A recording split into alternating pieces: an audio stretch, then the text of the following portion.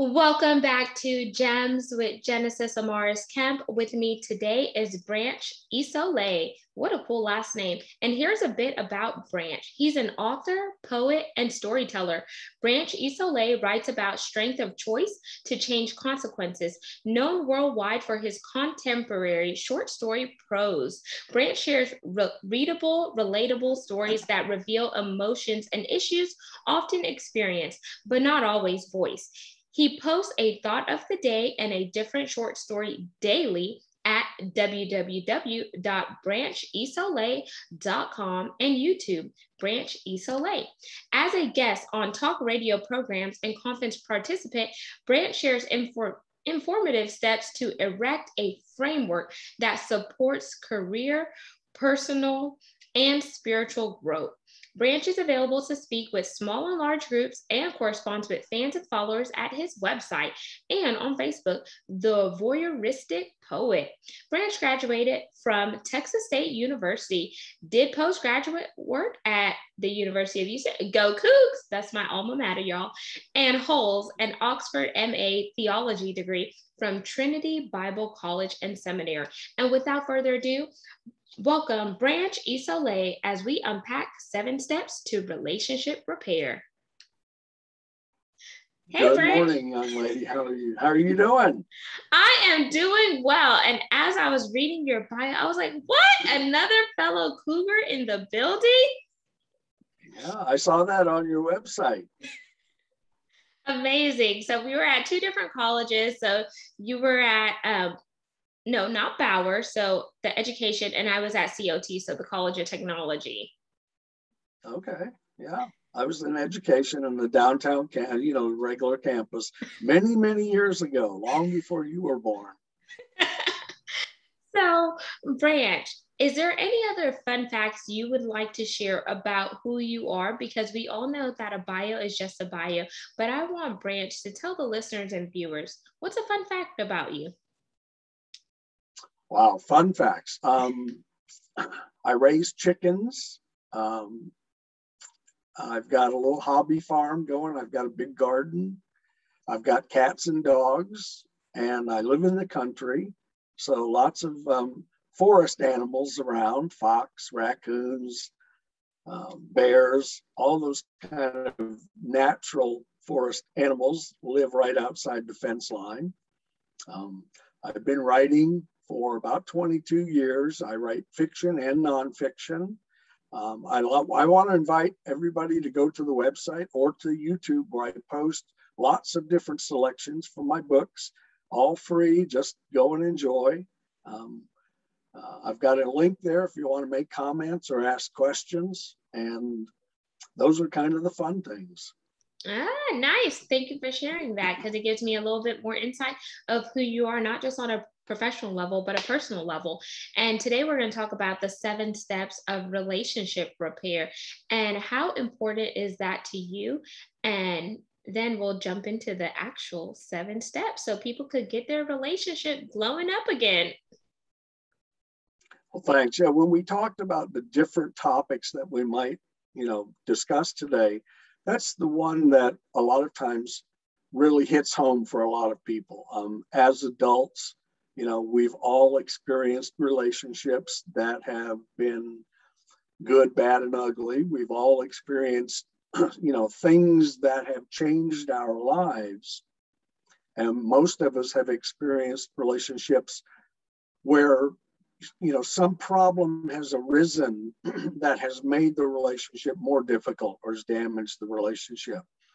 And as we were talking before, a lot of people don't realize that there's a process that you can actually go through, 7-step process, that can help you and your partner work through problems and have the chance to rekindle or rebirth or redirect your relationship so that it doesn't become terminal and it doesn't become, one that, we're still here, but the agitation is there. So I thought this is a topic that lots of people experience and lots of people are unaware of where do I go when the arguing and the bad behavior and the sense of betrayal, when we've gone through all of the negative energy of those kind of things, where do we go in the relationship? Do we really want to get it started again or not?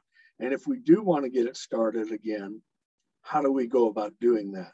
And so I thought that might be a great topic to cover for a lot of your listeners who may have been in that situation or may even be going through it today. I like that because it is very important, because when you think about relationships, not just, romantic relationships, but also professional relationships could also be coupled in with that. But I want to dive into the romantic relationship part a little bit deeper, especially since you come from a background of seminary training. Do you teach any premarital classes, or do you work with any young couples that are in the courting phase that they want to transition from courting to actually engagement to then husband and wife, or whatever the case may be? No, I really don't. I went to Bible college, to seminary, just for my own edification.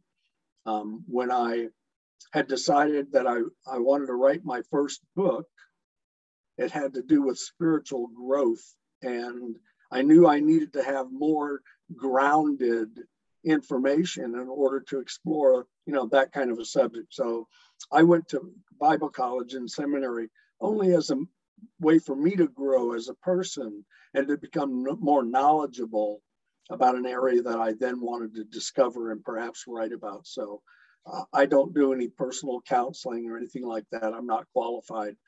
I deal with a lot of those kind of pre-engagement, premarital kinds of topics and themes in my books and my selections, but that's only for people who have read it and they go, wow, I hadn't thought about that, in that kind of sense. So I hope that answers, the question.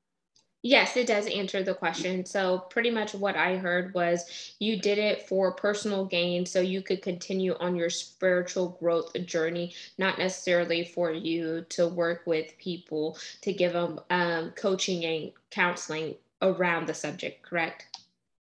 Exactly. Yes. And when you think about the 7 steps, what is the most important step in your opinion? And then I want you to actually talk about steps 1 through 7. Okay, well, the most important is actually step 7. So we'll get to that. But let me say why these steps are so important. Anytime we're in a, and I'm glad you mentioned, it's not just romantic. It can be any relationship. It can be a romantic relationship with your significant other or somebody that you're dating and courting. It can also be a relationship, within a family unit. There's a lot of discourse and a lot of discontent often among family members, even extended family members.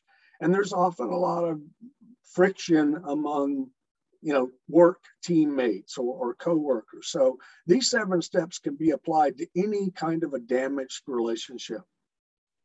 Now, that being said, the romantic relationship, of course, is usually the most important to us.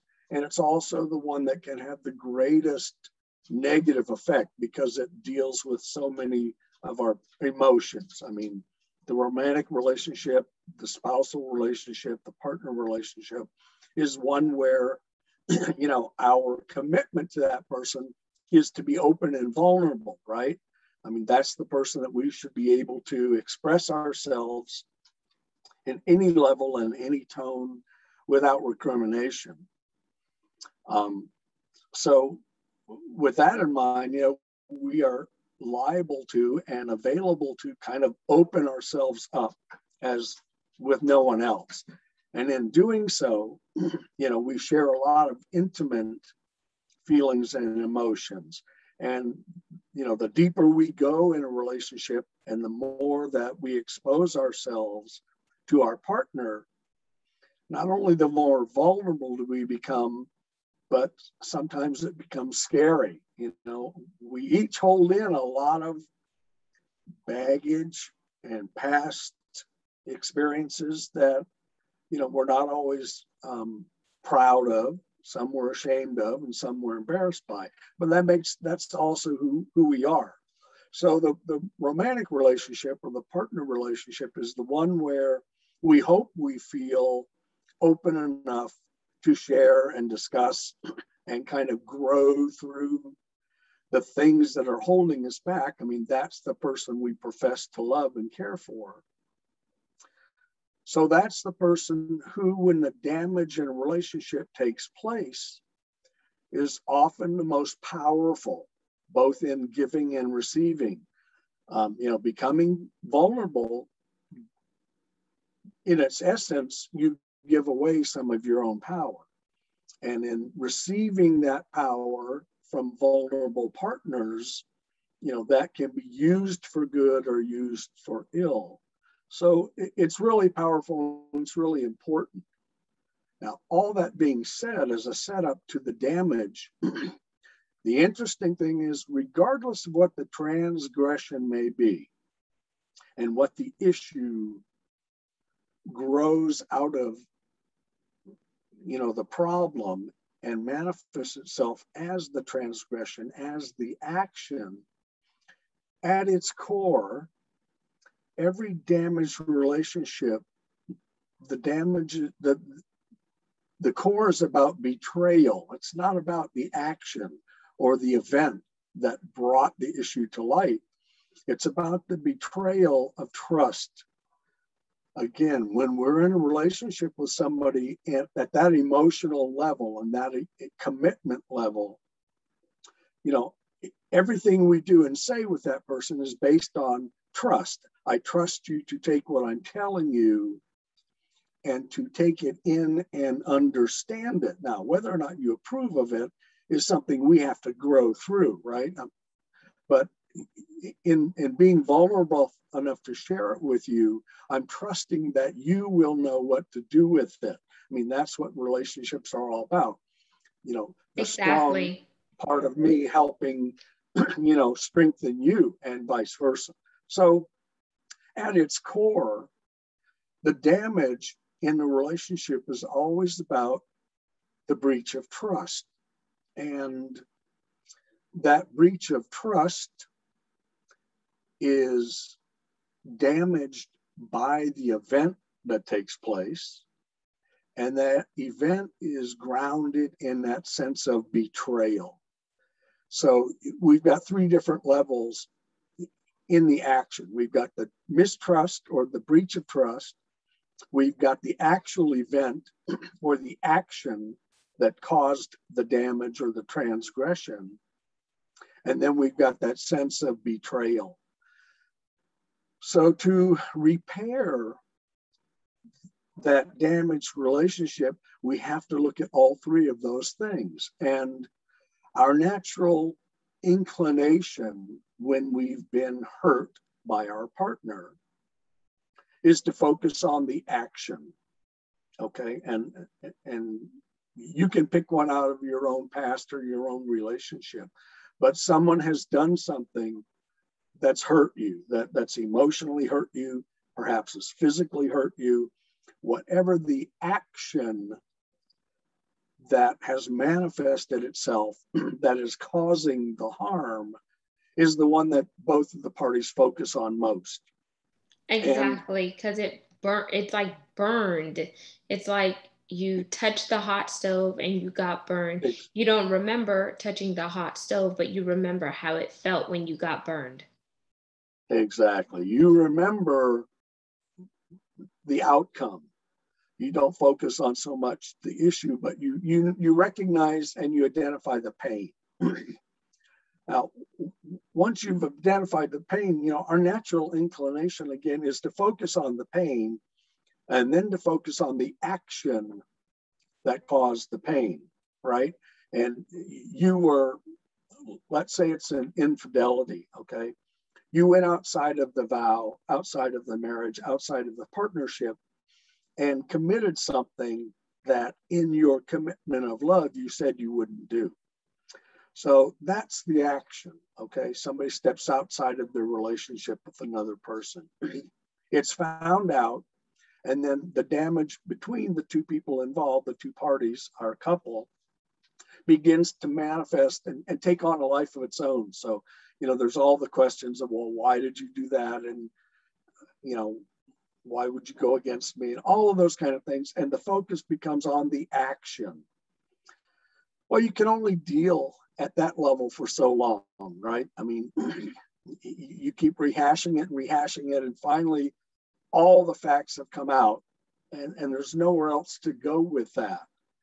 And if one or both of the people latch on to the action and are, in its grasp and held tightly there, and the friction that takes place just continues, and eventually it's going to, like you say, the burn is going to be so great that the relationship is going to end. I mean, there's just no getting around it.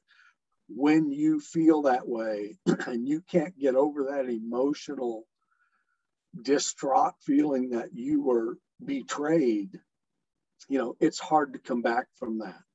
Yes. And it's like the sink is, I just want to interject really quick, Branch. It's almost like the ship is sinking because you already know that, the action has been taken. And the minute you keep rehashing, it's bringing up those old wounds. Those old wounds are tied to emotions. Those emotions are tied to baggage. And before you know it, it's like we're on a sinking ship. It's just going further and further and further. And if you both don't come to a point where you realize that you need help, and it's not just going to be help with just you and him or him and whatever talking about it, but you need to bring in an outside party, which is a therapist, a counselor, or etc., someone to mediate, so you guys aren't talking at each other, but you're talking to each other, and you're understanding what is the RCA, the root cause analysis. Why do these things keep coming up? Are we hitting below the belt? Are we trying to cause more mental, emotional harm against that individual whenever they're already dealing with a wound that is going through somewhat of a healing process, but it can't really heal if you keep picking at it? Yeah, exactly. You hit it right on the head. And so if you choose to get off that sinking ship or try to right the ship, what's the second stage? Well, the second stage is getting over the betrayal. And you said it so well, once you've beat that horse, that action, once you've beat it so much that it can go nowhere else, your only recourse to saving, or at least trying to rekindle that relationship, is to address the issue. And the issue then is not the action, but it's the betrayal which caused the action. So, and that, you hit that on the head. Outside help is where you need to go. If you can't, work it out together, which is truly difficult, you need help. You need professional help. You need to step outside of the argument and get a mediator who can listen to both sides without a dog in the fight, and try and direct your energies back to more of a loving response. Even if you think the love may be gone, you can still have loving response. If you end the relationship, you at least want to try and end as friends.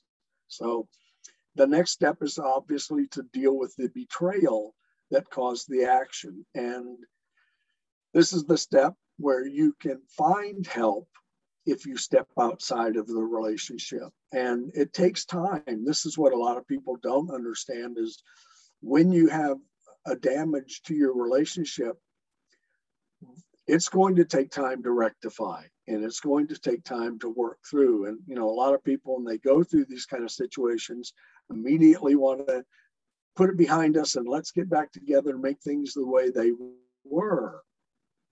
It doesn't work that way. You've got, anytime you've been harmed or injured, just like a physical injury, it takes time to heal. Exactly. The wound takes time to come back. So you have to give yourself time. You have to take time. You have to really want to grow as a person and grow as a couple.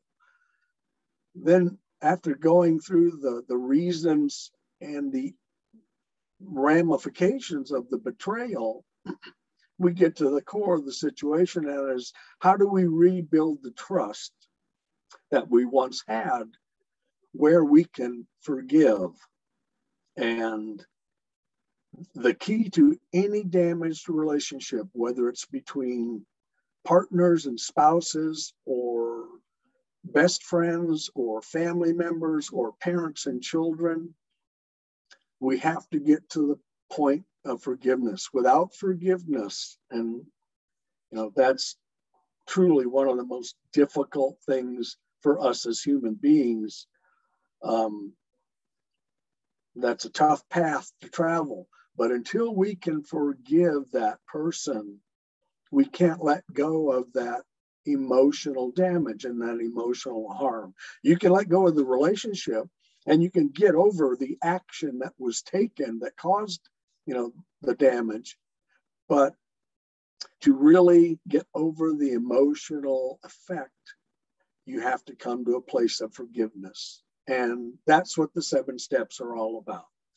Yes. So, and I would chime in there whenever you talked about forgiveness, because necessarily you don't just forgive the person for them, you forgive them for you, so you can move on, and that exactly. Weight and that bondage can be lifted off of you. Because sometimes whenever we harbor unforgiveness and things in our heart, it taints our viewpoints, and it also causes us to see things from a different vantage point. And if you're walking around carrying unforgiveness, carrying guilt, carrying shame, carrying all this and that, it's weighing you down more and more. So you have to get ready to take off the baggages, loose the bondage, in order for you to be free. Because if you think about it this way, for those of you who are still trying to grasp the concept, is if we're traveling to go on summer vacation, winter vacation, or wherever, when you pass TSA and you get to the counter, they ask you to put your luggage up on the scale so they can weigh it. And your luggage either needs to be 40 pounds or 50 pounds, depending if you're doing a domestic or international flight. And if your luggage is overweight, they're either going to tell you to remove some articles from your luggage, or they're going to tell you to buy another luggage and pay extra, because the plane can only travel a certain amount of cargo. And if that plane is overloaded, that plane is not going to be able to soar to new levels and new heights. They're not going to reach higher altitudes and elevation, because not only does the plane have to take the passengers, but the plane also has to take the cargo, and that cargo is your luggage. So you have to be mindful of what type of balance do you have, and are you carrying more than the necessary amount of weight? And if you are, you need to chunk that to the side in order for you to cruise to higher altitudes and elevation. A great example. Yeah. No, you're so true. It's the things that we hold on to, the negative things we hold on to, revenge and all of those kind of, I'm going to get back to that person. The more we hold on to it, the longer we hold on to it, we finally discover it's only holding us back. That other person's probably already moved on. So any of that negative energy, that we want to hold in and then spew out at them, only comes right back on us, because, they don't care anymore. And at that point, we're only holding ourselves back. And you see that so often in relationships, where people drag that old baggage with them from relationship to relationship to relationship. And they wonder why they never grow, and why the relationship is just a repeat of the same one that they just got out of. So it's all a growth lesson and a learning lesson, but you hit it so well. Let go of the extra baggage, forgive them, and you can forgive yourself, and you can be free to move on. Exactly. And be mindful of triggers too, because sometimes we think that we're over something, and the minute you have a trigger it lets you know that you are not over the relationship, the toxicity, or the abuse that you endured, whether it's mental, physical, or emotional. And I pray that it's not physical, because if it is, something should have woke up inside of you a long time ago to let that sleeping dog lie and move on, because no one deserves to be physically abused. You are a human being just like they are. So make sure you know who you are and have that self-worth. So that's another thing that I want us to be mindful in this segment is triggers. Another thing that I want to add in, Branch, because you had 7 amazing steps to relationship repair, is as you're going through these steps that Branch shared, I want you to pull out a blank sheet of paper and have a mind mapping session and journal. How is this segment making you feel? What areas in your relationship do you need to look at? And look at them unconsciously with no biases. That way you could begin to grow in your relationship. And as you begin to grow in your relationships, you'll get a new perspective and you'll also shift your mindset. But you're not going to be able to do that if you don't put in the work, because sometimes we only want to see the things that we want to see, and we don't want to see the things that are evident because they may be hard for us to ingest and swallow. So that's also a part of growth, is sometimes you have to look at the hard truths and look at the ugly things in order for you to elevate. And I'll just say a quick story. So once I got out of a relationship after dating my ex for it was a little over 3 years. It was, it was hard because it was something that I was familiar. I took it upon myself to be single for 2.5 to 3 years, because I had to find out who Genesis is again without him, and really begin to pour into myself and love myself and be content with doing things by myself. And then before I knew it, that's when I met my now husband. And, it was hard because, of course, I had some walls up, because I was like, oh, I don't want to just jump into the frying pan again. And I also want to be mindful, but intentional. And before we got married, we were both involved in church. He was coming out of the Jehovah's Witness, and then I was coming from an apostolic church. So it's 2 different forms of religion, very different. And I said, well, if we're going to do this thing, then we need to go to counseling, premarital counseling. So we went to premarital counseling for 12 weeks. And in that span, there were so many questions that came about that I wouldn't have even thought to ask my now husband had it not been for premarital counseling. And some people say 12 weeks is excessive and long, but it was so necessary, because now I'm able to talk to my husband about things now that we cleared the air. And then I have to remind myself, marriage is work, and you're going to have ups and downs, but you have to remember why you fell in love with that person. And remember that if you were both angry, you should take a step back in order to cool off, then come together and reassess the situation, so neither one of you is talking to each other in a way that is not conducive to one another. Agreed. I want to take, based on what you just said, I think there's 3 points that your listeners might take heed of. Number 1, you mentioned questions.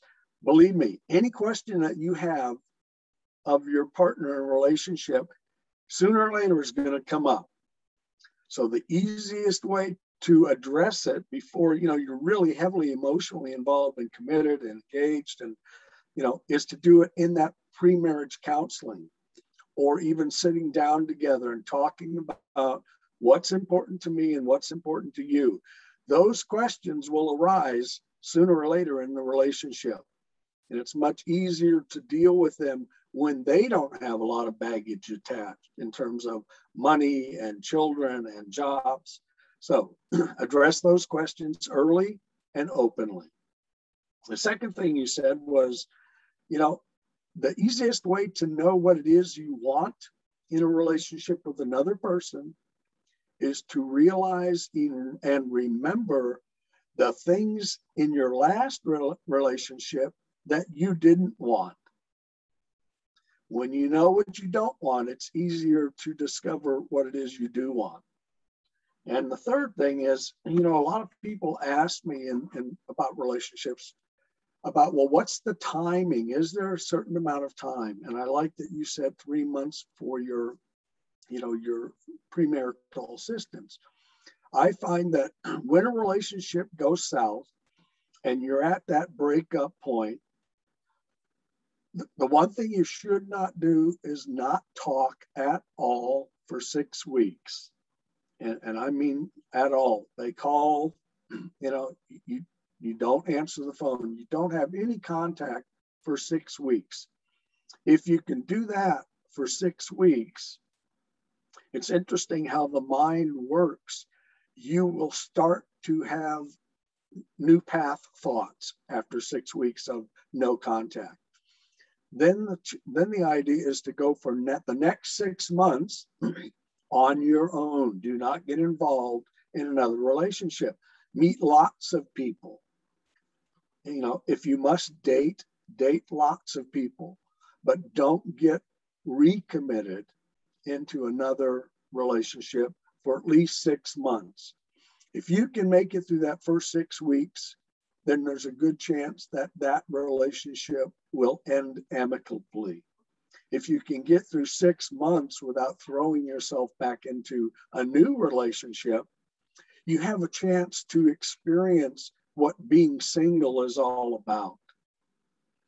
So the 6 week, 6 month, those are good rules to go by. It gives you a goal and a direction that frees you from being sucked back into the negativity you're trying to get out of. Yes, you don't want to go back down the wormhole, y'all. And Branch, as we begin to wind down, I want you to tell the listeners and viewers once again who you are, how they could connect with you on social media, and leave us with 1 to 2 gems that educate, inspire, and motivate. Okay, let me give you the 7 steps real quick. Okay, so people can write these down and they'll know at least the path to take. Number 1, you have to recognize that harm has been done. Whether you're the one that caused the harm or you're the one who was harmed, you have to recognize that there's a problem.